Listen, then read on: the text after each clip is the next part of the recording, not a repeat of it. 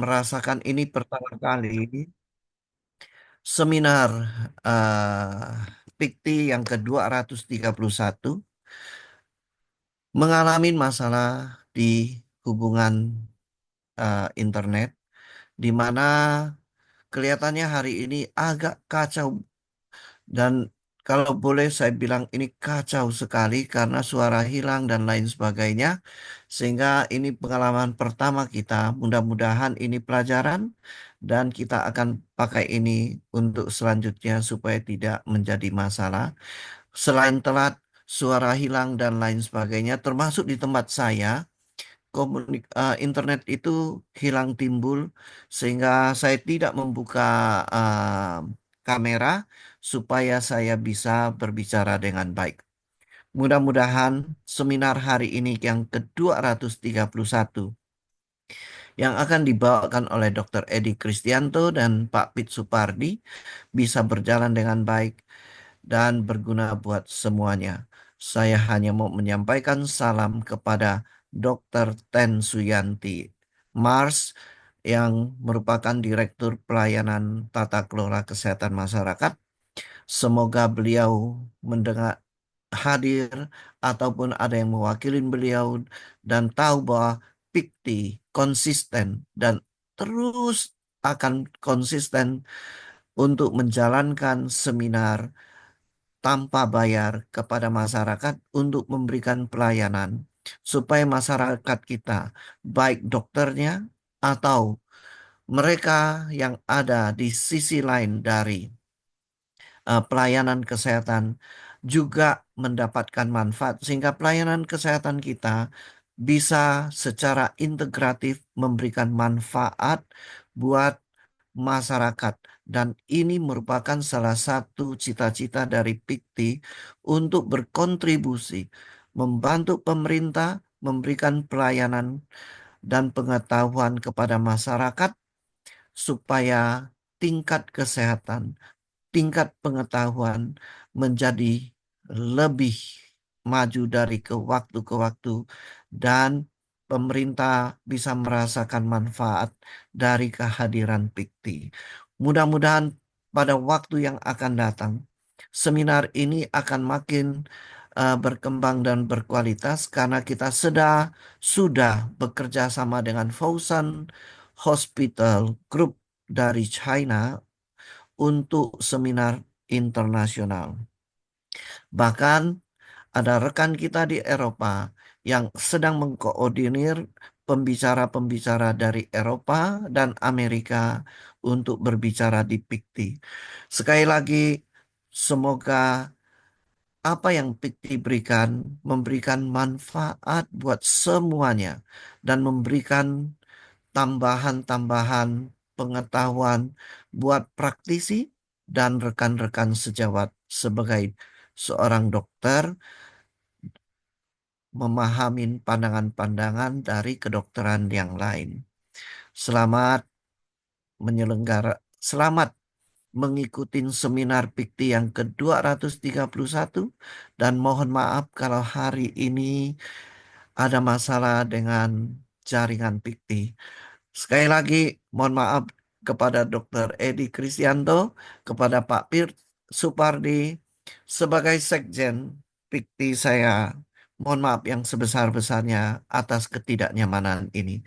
Dan saya buka seminar ini dan resmi dan saya kembalikan kepada Ibu Seli. Silakan Ibu. Baik, terima kasih kepada Dr. Joko atas opening speech yang diberikan.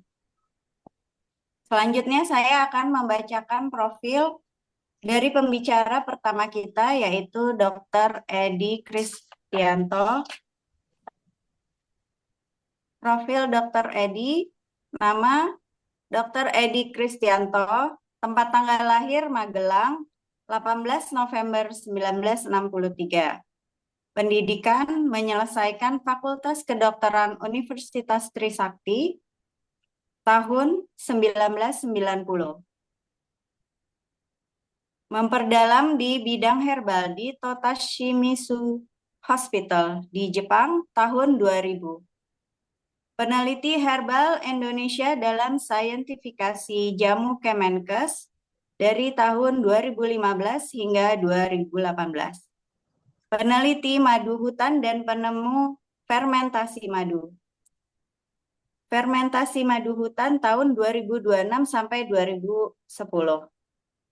Sekarang beliau berpraktek di Prime Care Clinic, Panglima Polim, Jakarta Selatan, di Samasta Integrated Medical Center di Menteng, Jakarta Pusat, dan di klinik keluarga di Lipo Cikarang. Kepada Dr. Edi Kristianto, kami persilakan untuk memberikan paparannya selama 45 menit, mulai dari sekarang. Baik, Silakan. Bu Seli, terima kasih teman-teman semua. Senang sekali kita bertemu pada siang hari ini ya. Dan terima kasih juga nih, dan terima kasih juga buat Pikti yang sudah mengundang saya ya. Nah, teman-teman hari ini kita akan membahas satu topik yang menurut saya penting banget nih, yaitu penyakit autoimun ya. Nah, kalau buat saya lebih penting lagi nih karena istri saya juga mengalami penyakit autoimun ya, lupus. Nah, saya akan screen share ya supaya bisa memaparkan dengan lebih baik ya. Nah, untuk teman-teman nanti yang membutuhkan file ini, saya sudah berikan ke panitia ya. Nanti teman-teman boleh meminta. Boleh kalau membutuhkan dan merasa bermanfaat, boleh memintanya ke panitianya ya. Oke, hari ini saya akan membahas mengenal penyakit autoimun ya. Sebentar ya, saya mesti gedein dulu. Ya, integrative care for autoimmune disease ya. Nah, teman-teman, kita lihat penyakit autoimun itu sebenarnya banyak enggak sih di Indonesia gitu ya. Nah, teman-teman, di Indonesia ini belum ada data yang detail ya, seperti di luar negeri ya. Jadi, tapi kalau di luar negeri itu ada satu penelitian yang terakhir tuh Mei 2023, penelitian ini melibatkan 22 juta orang ya, dan diterbitkan ini dari beberapa negara ya, dan diterbitkan di The Lancet edisi Mei 2023 menunjukkan bahwa sekitar 1 dari 10 orang mengalami penyakit autoimun. Coba teman-teman bayangkan ya, ini jumlah yang besar sekali ya, 1 dari 10 orang. Kalau Indonesia 250 juta sekian orang gitu ya, berarti wah ini banyak sekali teman-teman ya, 25 juta lebih mengalami penyakit autoimun ya. Nah, di Amerika itu bahkan lebih besar 15,5% ya, atau mencapai 50 juta orang lebih.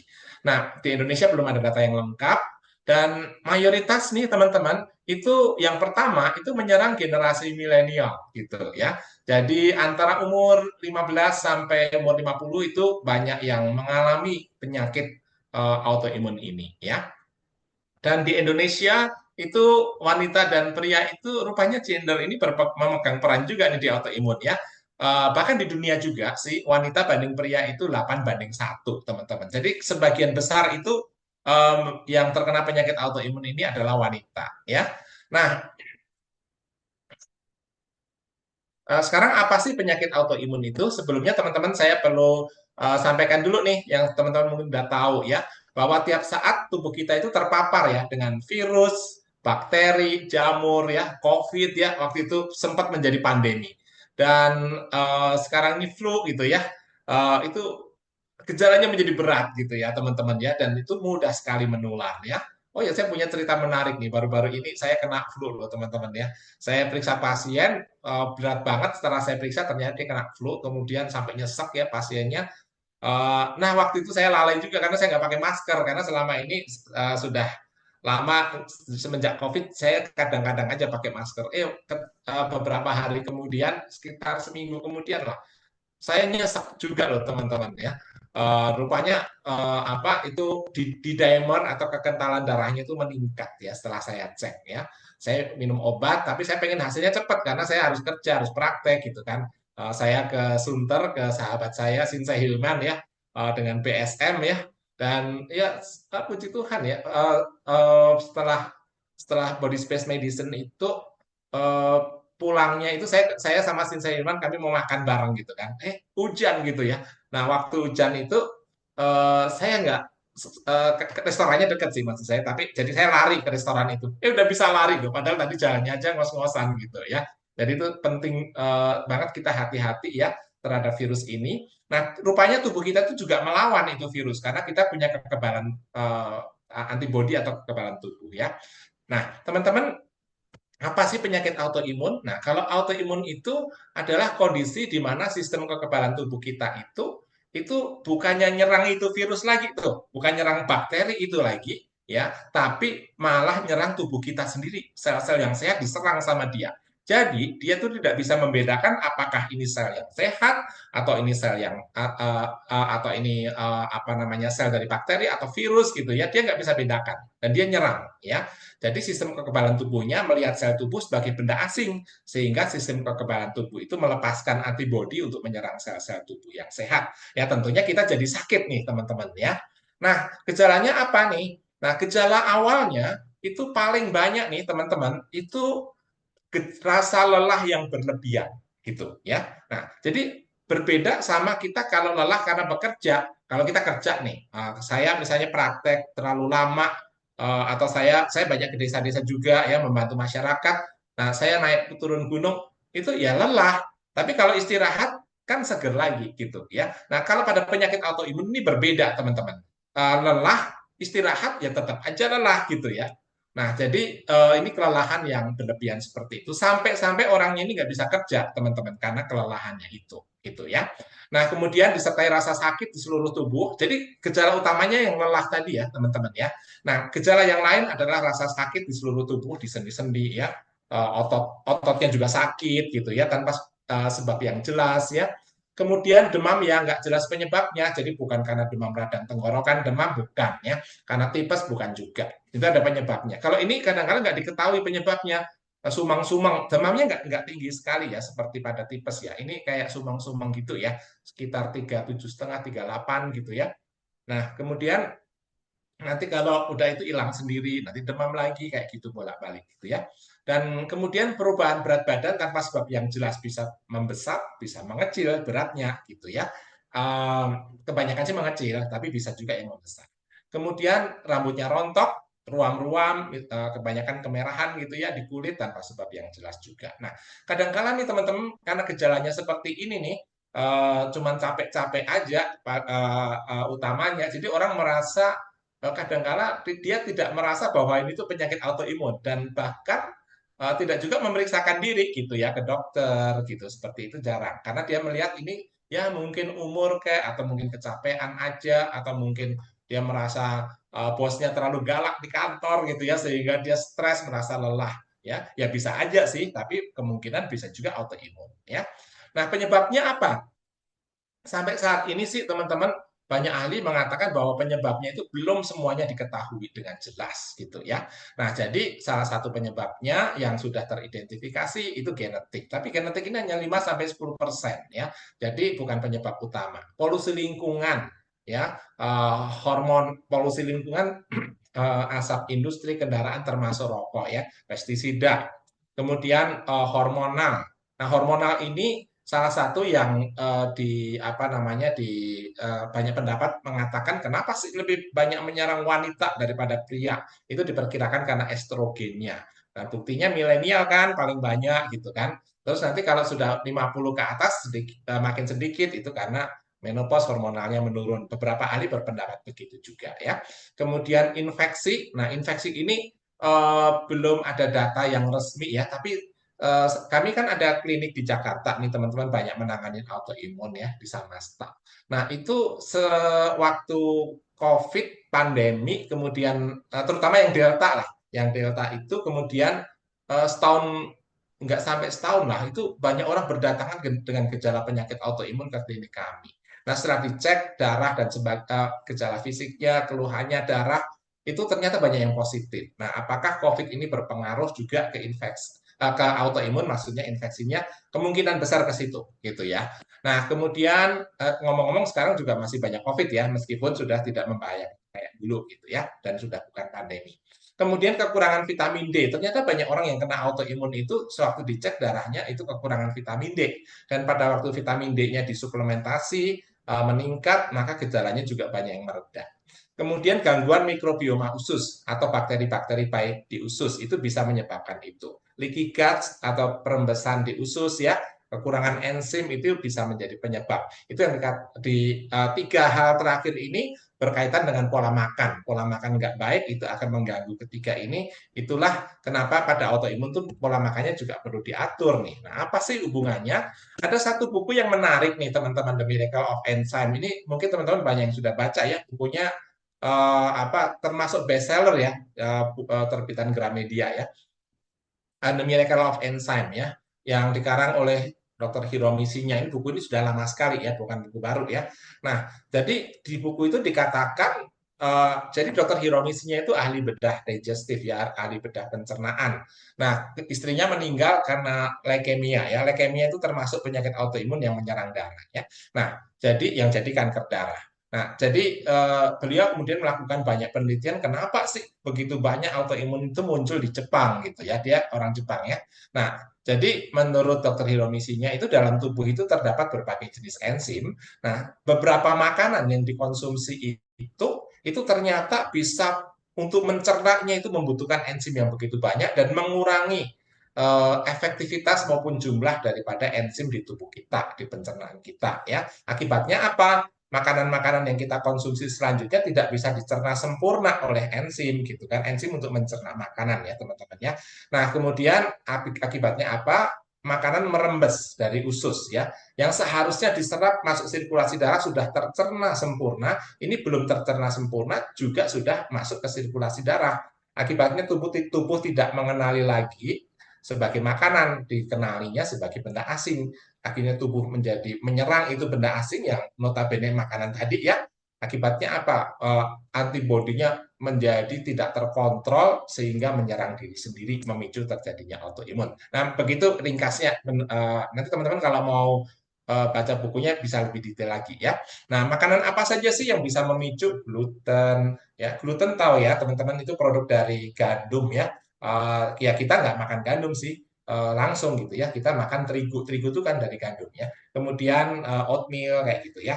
Kemudian susu sapi dari sapi yang non grass fed. Grass fed itu artinya yang dikasih makan rumput 100%. Jadi kalau yang non grass fed itu sapinya itu selain makanan tanaman dikasih juga pakan buatan. Nah, kalau di Jepang paling banyak dari susu sapi ini karena beberapa bahan pada makanan tambahan itu si sapinya itu ternyata dikeluarkan melalui susunya si sapi dan itu menyebabkan autoimun kayak tadi, gula pasir dan juga MSG atau vetsin ya. Nah, ini adalah perembesan di usus teman-teman. Sebelah kiri ini adalah usus yang sehat gitu ya, yang utuh di mana makanan bisa diserap melalui dinding usus ini masuk ke bawahnya, yang merah ini adalah sirkulasi darah. Tapi pada waktu makanan-makanan itu tidak tercerna, maka terjadi proses penempelan pembusukan, diserang sel darah putih sehingga dinding daripada usus itu menjadi rusak teman-teman ya, sehingga makanan itu tanpa diserap bisa merembes masuk ke sirkulasi darah. Itu mengakibatkan terjadi diserang oleh sel-sel darah, molekul-molekulnya ini ya, terjadi inflamasi dan penyakit autoimun ya. Itu menurut buku itu. Nah, autoimun itu jenisnya juga macam-macam loh, teman-teman ya. Itu ada yang menyerang otak, ada yang menyerang tiroid, tulang, otot, kulit dan sebagainya ya. Jadi totalnya itu saat ini didata 157 jenis ya. Wah, banyak banget gitu ya teman-teman ya. Nah, karena jenisnya yang begitu banyak nih, teman-teman, maka penyakit ini seringkali tersaru ya, tidak terdeteksi karena dikira penyakit yang lain gitu ya. Maka disebut juga dengan penyakit dengan 1000 wajah, meskipun jumlahnya nggak sampai 1000 sih. Nah, beberapa yang mungkin teman-teman sudah kenal, misalnya yang menyerang tiroid ya, tiroiditis, Graves' disease ya, hipertiroid misalnya, hipotiroid Hashimoto ya. Kemudian kalau pada tulang yang sudah terkenal itu penyakit rematik atau rheumatoid arthritis, itu autoimun juga gitu ya.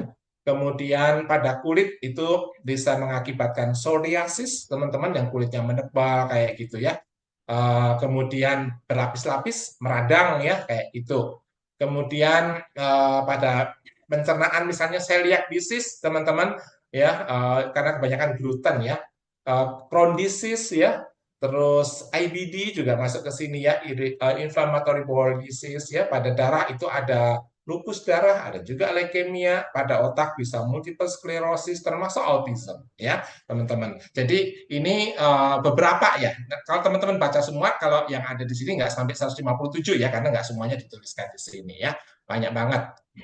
Nah, ini saya tunjukkan beberapa contoh. Ini adalah penyakit lupus atau Systemic Lupus Erythematosus atau SLE ya. Nah, di sini biasanya autoimun itu hanya menyerang satu dua organ aja. Tapi kalau pada lupus ini itu autoimun yang menyerangnya itu berbagai organ sekaligus, teman-teman ya. Seperti misalnya menyerang ke sendi-sendi, sendi-sendinya jadi kayak jadi sakit semua ya. Nyerang ke otot, ototnya jadi sakit. Paru-paru jadi nyesek, sesak nafas ya teman-teman ya. Nyerang sel darah, nyerang saraf, nyerang ginjal ya, itu lupus ya. Dan sebagian besar penderita lupus ini itu mengalami butterfly rash ya, yaitu dia fotosensitif atau tidak tahan pada matahari. Jadi kalau kena matahari agak lama dikit gitu ya, atau agak kuat, maka dia meradang gitu ya. Meradangnya itu di pipi kanan kiri sama hidungnya, makanya bentuknya seperti kupu-kupu nempel gitu ya, disebut juga butterfly rash ya. Ini. Terus rematik atau rheumatoid arthritis. Ini autoimun yang menyerang sendi-sendi ya. Sendi-sendinya itu menjadi rusak ya, hancur ya. Dan kalau penanganannya itu terlambat, meskipun nanti autoimunnya mereda, cacatnya itu nggak bisa membaik lagi gitu ya, bengkok-bengkoknya itu gitu ya. Kemudian ada juga Sjogren syndrome. Ini menyerang kelenjar, kelenjar air mata, kelenjar liur, kemudian sendi-sendi gitu ya. Jadi karena diserang maka menjadi kering, air matanya menjadi kering teman-teman ya, sehingga harus ditetes air mata buatan berkali-kali ya. Kemudian mulutnya jadi kering kayak gitu ya, sendi-sendinya kaku atau sakit ya karena sendi-sendinya juga kering ya. Nah, ada juga multiple sclerosis ya, ini gangguan sistem imun yang merusak lapisan pelindung saraf, teman-teman. Jadi saraf itu kayak kabel gitu ya. Dalamnya ada kabel apa namanya itu tembaganya, luarnya ada apa kabel itu ada karetnya gitu ya, teman-teman ya. Nah, ini itu menyerang yang karetnya kalau kabel gitu ya. Sehingga apa? Sehingga kalau kabel biasa itu tembaganya itu dengan kabel yang lain bisa konslet gitu ya. Ini juga begitu ya. Akibatnya koordinasi antara otak dan bagian tubuh lain terganggu ya. Ini multiple sclerosis. Ya, masih banyak yang lain. Ini adalah psoriasis ya. Kulit kita itu sebetulnya berganti loh teman-teman. Tiap 27 hari sekali itu kulit yang lama itu diganti kulit yang baru ya, yang ada di bawahnya. Tapi kalau pada psoriasis ini tiap 3 hari itu muncul kulit yang baru nih teman-teman. Kulit yang lama masih ada sehingga menjadi berlapis-lapis ya, kayak kertas gitu ya, menebal dan bersisik ya. Ini autoimun yang menyerang ke kulit yang namanya psoriasis ya. Nah, teman-teman, sekarang kita ingin tahu nih, apakah tubuh kita ini mengalami penyakit autoimun juga, gitu kan? Dari mana kita tahu, ya? Nah, yang pertama tentunya gejalanya, gitu ya. Jadi gejalanya terutama kelelahannya tadi, ya. Apalagi kalau ada gejala-gejala yang lain seperti yang saya sebutkan tadi, gitu teman-teman ya. Ya teman-teman nggak usah datang ke laboratorium sendiri. Terus bilang ke laboratorium saya kayaknya autoimun mau cek ya enggak juga. Teman-teman ke dokter dulu ya karena dokter nanti akan membandingkannya dengan penyakit-penyakit yang lain juga. Jadi nanti cek darahnya sekalian ya. Nah, di sini biasanya sih salah satunya yang sering saya rekomendasikan ada anak IF, anak profile, dan masih ada beberapa yang lain ya. Nanti itu untuk menegakkan diagnosanya ya. Tapi terutama teman-teman ke dokter dulu ya kalau ada gejala-gejala kayak yang tadi. Nah, sekarang setelah itu dokter akan melakukan penanganan. Nah, hari ini saya di klinik kami di Samasta Integrated Medical Center, kami melakukan penanganannya itu integratif ya. Jadi bukan obat tok gitu, enggak ya. Nah, jadi hari ini saya sampaikan 9 faktor yang harus ada dalam penanganan autoimun yang baik gitu ya, teman-teman ya. Ini saya nggak nyampaikan teori aja ya, karena ini benar-benar saya lakukan ke pasien saya juga, teman-teman ya. Nah, saya edukasi juga kayak gini, kemudian apa namanya kami lakukan konseling juga dan sebagainya ya. Nah, tentunya bukan saya aja, ada satu tim di sana ya. Nah, yang pertama apa nih yang penting ya? Ternyata hati yang gembira itu sangat penting loh teman-teman ya. Karena itu teman-teman kalau orang-orang yang pasien-pasien saya yang datang dengan terdiagnosa autoimun itu, saya selalu sarankan itu datang bersama keluarga ya paling tidak dengan pasangannya gitu ya kalau sudah punya pasangan ya.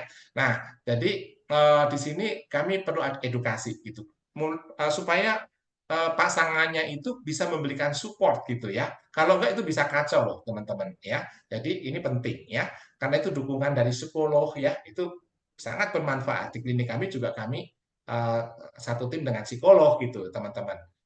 EQ coach ya, ini emotional quotient coach ya, ini sangat-sangat menolong ya. Ini beda sama psikolog ya. Kemudian dari kerohanian, apakah dia Muslim, dia Buddhis, apakah dia Kristen, itu faktor pendekatan kerohanian ini ternyata sangat efektif ya.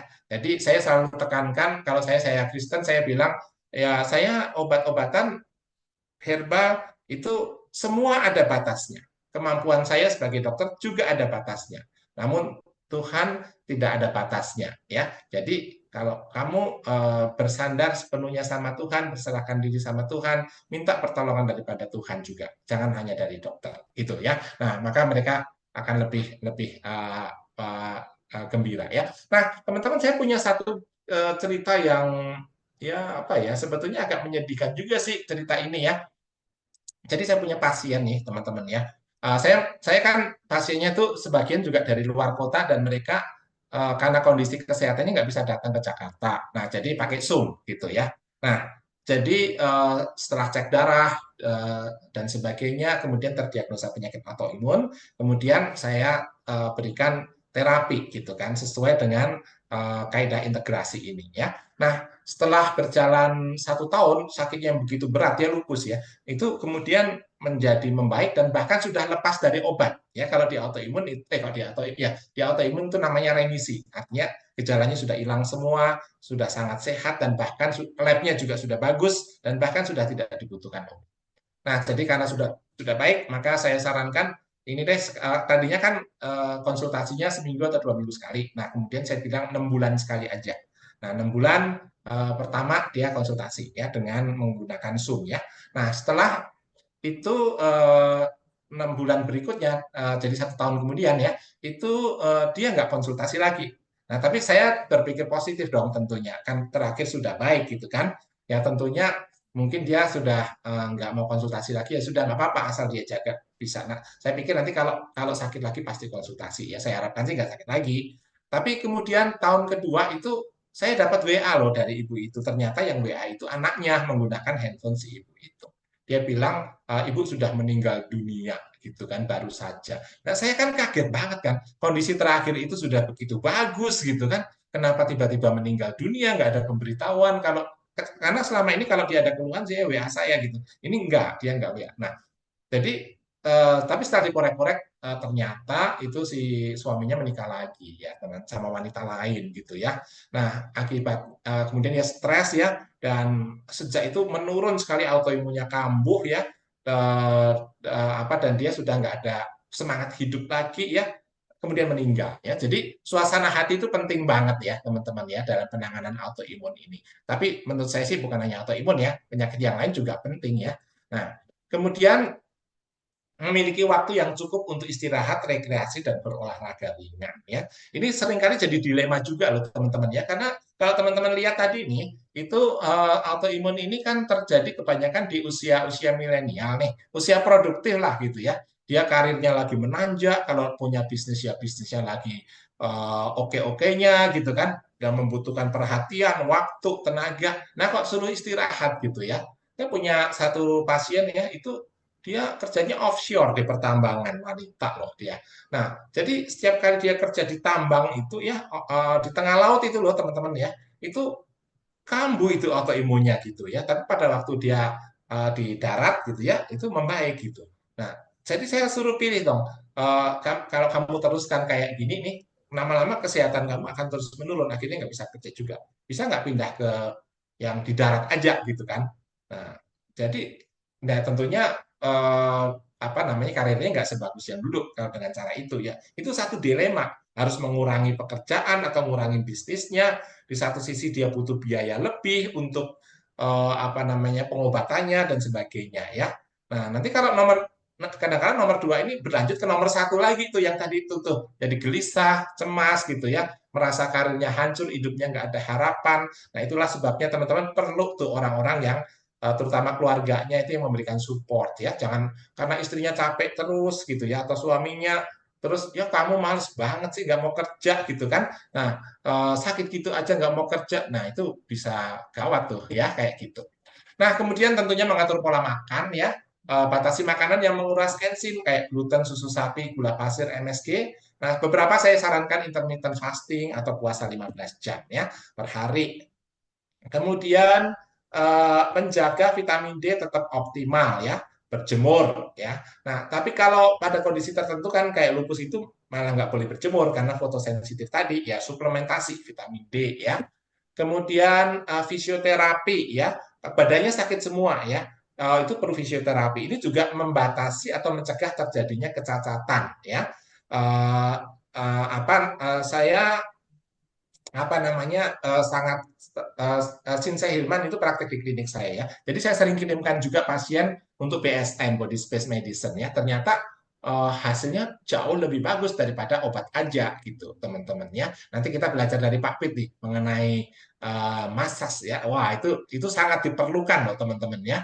Jadi bukan terapi tambahan menurut saya sih ini sama bukan tambahan tapi benar-benar memang diperlukan gitu ya. Nah, ada beberapa makanan yang bagus, bone broth atau kaldu tulang. Ini biasanya saya ajarkan ke pasiennya sih bikin sendiri gitu ya. Kecuali dia sibuk banget atau nggak bisa, ya dia beli gitu. Kayak gelatin, kolagen, asam amino, ini memperbaiki leaky gut ya. Yang kalau perumpamaannya gitu ya, ilustrasinya kalau tembok itu retak di semen supaya retaknya nggak bocor ya. Nah demikian pula usus kita nih teman-teman. Kalau utus kita itu merembes ya di semen, tapi kan Bukti nggak makan transfernya semen, tapi kita kirim. gunakan bone broth ya, kaldu tulang dibuat dari tulang ya. Saya sering adakan kursus juga untuk bikin bone broth ke pasien-pasien gitu ya. Kemudian memperbaiki kerusakan sendi-sendi ya, karena ini juga membentuk tulang rawan. Kemudian bone broth ini tersedia juga dalam bentuk jelly atau powder ya. Kemudian fermentasi dan herbal ya. Nah, ternyata makanan fermentasi itu sangat-sangat bermanfaat. Banyak referensi yang menyebutkan bahwa orang-orang yang autoimun diberikan makanan yang difermentasi ternyata hasilnya itu jauh lebih baik ya. Ini kayak dengan prebiotik, probiotik, teman-teman ingat tadi berkaitan dengan mikrobioma atau bakteri baik di khusus ya. Nah, ini makanan fermentasi. Nah, sehari-hari kayak tempe, kimchi, sayur asin, yogurt, susu kambing, kefir, susu kambing ya. Kemudian saya berikan juga honey kombucha ya. Teman-teman mungkin pernah tahu kombucha, ini kombucha yang teh fermentasi teh tapi yang pakai madu ya, bukan yang gula. Kemudian fermentasi buah-buahan dan kalau saya banyak riset di madu hutan, saya membuat fermentasi madu hutan atau honey wine gitu ya. Ini kayak gini nih fermentasi madu hutan dari hutan Kalimantan Barat, kemudian kita olah, kita fermentasi di Bali ya. Nah, tentunya tidak kalah pentingnya adalah doa ya teman-teman ya.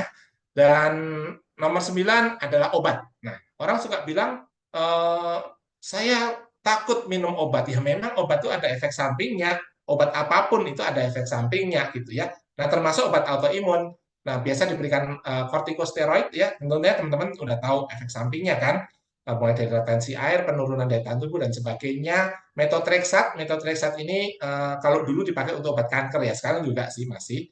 Tapi ini juga dipakai untuk obat autoimun ya. Dia menekan sistem kekebalan tubuh kita ya, steroid dan MTX ini ya. Nah, tentunya melemahkan daya tahan tubuh ya. Jadi kalau orang-orang konsumsi ini saya selalu sarankan pakai masker kayak kayak COVID lah, cuci tangan dan sebagainya supaya kalau dia nggak ketularan orang lain yang kena virus dan sebagainya gitu ya, karena daya tahan tubuh sedang dilemahkan ya. Kemudian, nah, biarpun demikian teman-teman, obat-obatan ini kami selalu sarankan dikonsumsi memang kalau dokternya memberikan ya, tapi sebaliknya juga jangan mengkonsumsi sendiri kalau dokternya tidak memberikan gitu kan, karena obat-obatan ini efek sampingnya sangat besar ya. Dan dikonsumsi dalam waktu yang lebih singkat dan kemudian diturunkan dosisnya ya.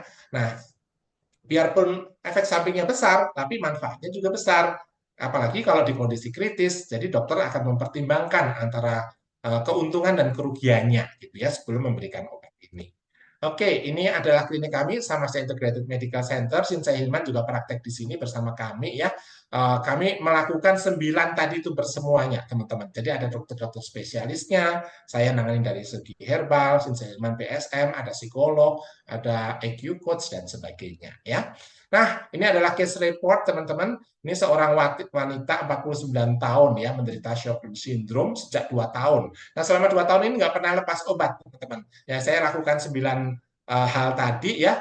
Nah, setelah itu dan saya minta kontrol 1 bulan sekali ya. Dan terjadi perubahan signifikan ya. Ini kalau ini anak IF untuk melihat apakah mengalami autoimun dan apakah beratnya ringan atau berat gitu ya. Jadi pada waktu cek pertama tanggal 18 bulan 2 ini tahun 2020 ya, itu eh, ini tanggal 9 bulan 1 2020 ya. Ini anak IF-nya itu 1:1000 gitu teman-teman ya. Ini tertinggi ya. Jadi 1/100 itu borderline atau dianggap normal, 1/320 sedang ya, 1/1000 ini paling tinggi ya. Nah, jadi saya sarankan, jadi saya lakukan terapi seperti tadi ya. Dan 1 bulan kemudian atau bulan depannya ini Februari ya, tadi Januari Februarinya dia cek darah lagi itu sudah 1/100. Jadi hasilnya sangat menggembirakan ya. Coba bayangkan selama 2 tahun 1/1000 terus nih teman-teman ya. Dan setelah dilakukan integratif tadi hasilnya itu sangat bagus ya. Demikian teman-teman yang bisa saya sampaikan. Nanti kita akan lebih banyak apa namanya ditanya jawab mungkin ya. Ini teman-teman nanti yang membutuhkan info lebih lanjut bisa lihat IG saya. Cuman IG saya nyampur-nyampur ya. Eh, ada kesehatan, ada juga jalan-jalan dan sebagainya. Ini nomor WA saya ya. Teman-teman nanti bisa juga menghubungi saya, bisa WA kalau membutuhkan informasi lagi. Itu aja dari saya. Terima kasih.